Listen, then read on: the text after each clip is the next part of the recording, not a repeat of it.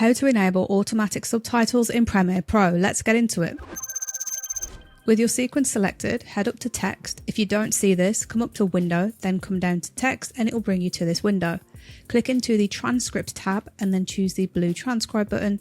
Premiere Pro is going to assess the dialogue in the audio on your sequence. Once that's complete, you'll be able to play through your audio and check the wording to ensure that it's got it right. It doesn't always get it right, but it does do a pretty good job. If you find that there are any errors, you can just simply double click on any error and correct it and then click out of it, and then it will register on that part of your track.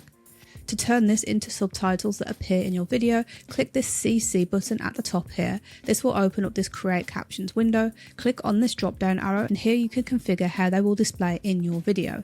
The parts that you need to pay attention to is mainly the layout at the bottom here. You can choose between single and double lines. You can change the maximum length in characters. So if you're creating a 9:16 video, for example, you may want the characters to be less. I would go for something less than 20 if you're creating vertical video. Minimum duration in seconds. You can change the minimum duration the captions need to appear on the screen. So again, for short form style video, I'd probably go for around less than 2 seconds.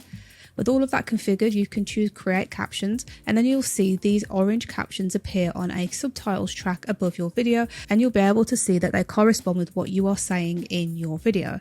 If you want to customize these and make these look better, you can select all of the captions, then come up to Window, come down to Properties. This is going to open up the configuration window where you can change the font size, alignment and appearance, which includes the fill, stroke, background and shadow. You can fully customize this, and if you have all of the captions selected, the effects that you make will be applied to every single caption, so you don't have to go through and make the changes to every single one individually. And that's all there is to it.